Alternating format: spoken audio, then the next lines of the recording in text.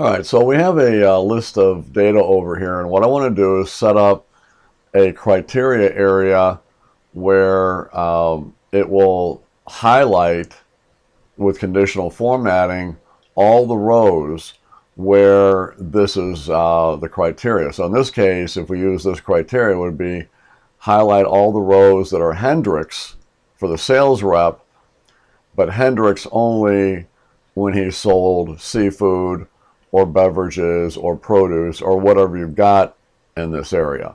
Okay, so up to 3 items there. All right, you can have as many as you want.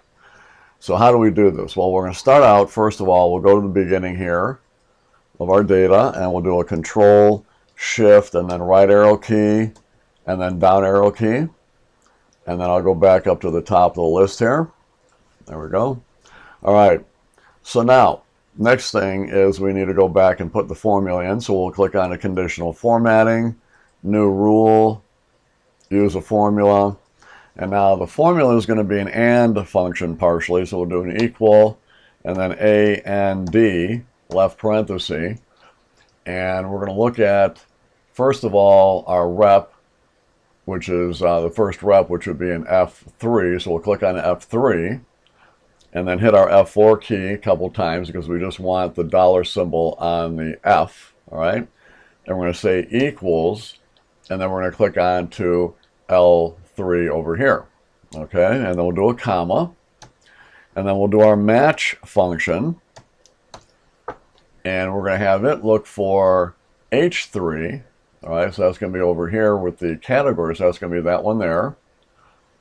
And then F4, F4, to just bring it down to just the H being absolute. And then we'll do a comma. And then we're going to select the range of M3 over here through M5, just like that. And then we'll do a comma, 0, and then 2 right parentheses. And on this one, we'll go ahead and we'll tell it that we want it to fill it with, let's say, the light gray here, or light kind of bluish gray there. And we'll also put a border at the top and bottom. Hit OK. There it is. Hit OK on that, and there we go. So what you're looking at are Hendricks. They're all going to be Hendricks, but where it's just seafood, beverages, or produce. Now, if I go over here to the seafood, all right, and I type in, let's say, confections, enter that in, then a few more will appear in place of it. So pretty slick. Now the only problem with that one is you're kind of limited because you're only able to pick one sales rep and then up to 3 different categories. On the other hand, maybe what you'd want to do, I'm going to go to the other sheet now.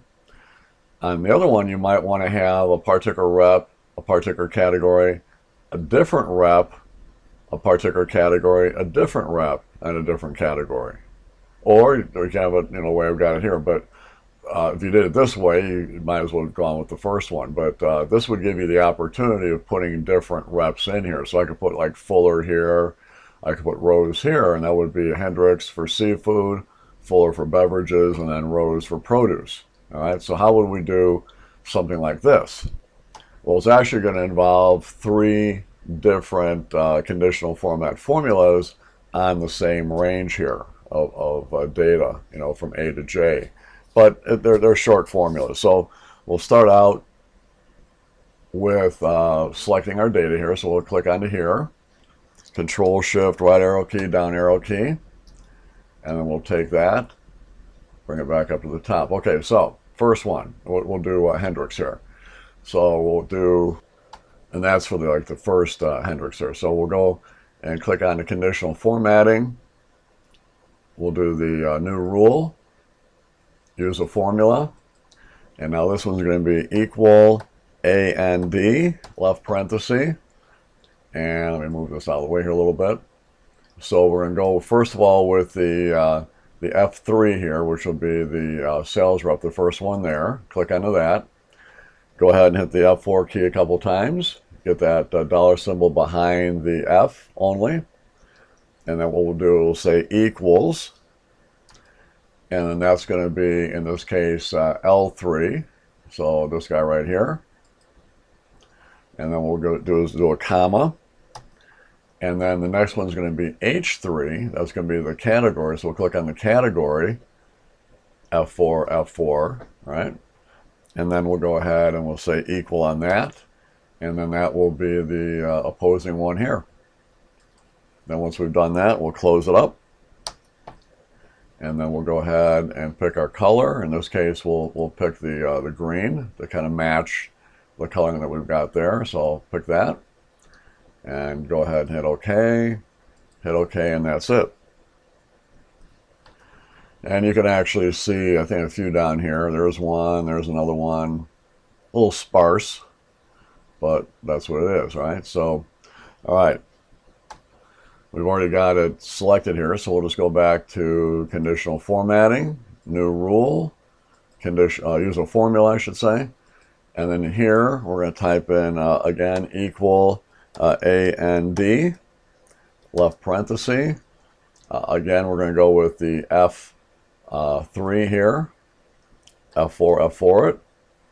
All right, and then we'll say equals, and that will be this one here, which is going to be I'm in L4 here, so we'll click on L4, right? And then a comma, all right? And now we're going to go with H3 here, F4, right? And we're going to say equals, and that'll be M4, which will be that one right there, its counterpart. All right, good.